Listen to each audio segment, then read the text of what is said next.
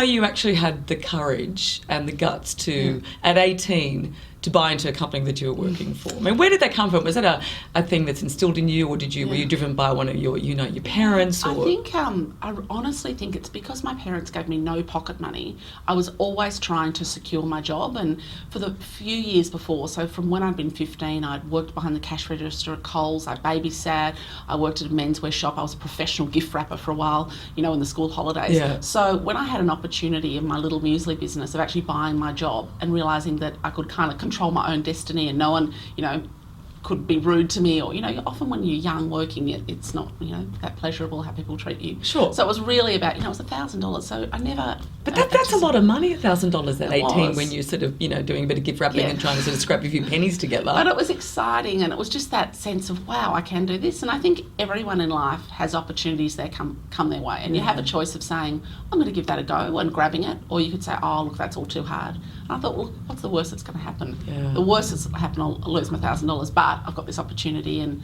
the rest is history. I'm very blessed I did take it. But I suppose there's also no fear. And do you think it's when you're younger, because you don't know the pitfalls as much, and it's just you have an open page. Yeah. We don't attach any fear to it. Whereas when we get older, there's certain fears that hold us back from doing things. Well, I think the thing is that people don't actually break the fears down. And for me, I've often said, well, what's the downside? So what will happen if this goes wrong? And so even with decisions I make today, I just weigh that up. And so sometimes, and I try and instill that in the people at Carman's. So, what will happen if you get an extra person to come and help you on a project for the day? We'll pay an extra day's wages. What will happen if you double load a truck and we get a whole truck of squashed muesli, $100,000 worth of squashed muesli? That, weigh it up, each decision. Yeah. And so if you think about what that conversation will look like, it helps you make smarter decisions. Yeah, that's good. So you look at the other side of it. Yeah. But you've actually, this was obviously a passion for you. And I think passion's a wonderful thing if you have one. But I often hear from women who don't have a passion. And I find it really sad. I think about Nicole Kidman when she was growing up, and she often talks about she always wanted to be an actress. And so it's easy because she can follow her path.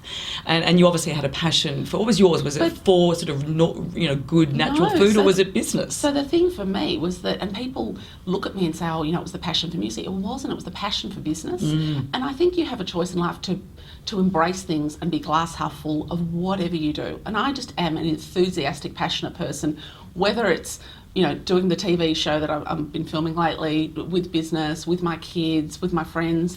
I just want to make the most of whatever situation I'm in. And so I don't think that it's about necessarily being born with that. It's about finding yourself in whatever situation you're in and saying, I'm going to make the most of this. And that for me is sort of always been my attitude.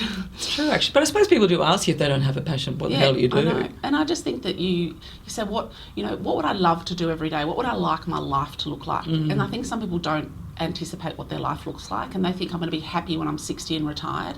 And I think that that's just really sad. That's living in the future. And they've just done lots of, happiness studies of saying it's actually not how wealthy you are, it's how much you think you're contributing and how much that you think that you're making a difference. And that, for me, is what drives me. I think anyone that's only motivated by dollar signs, it's, you don't find success as easily as if you're actually motivated by doing good and doing the right thing in your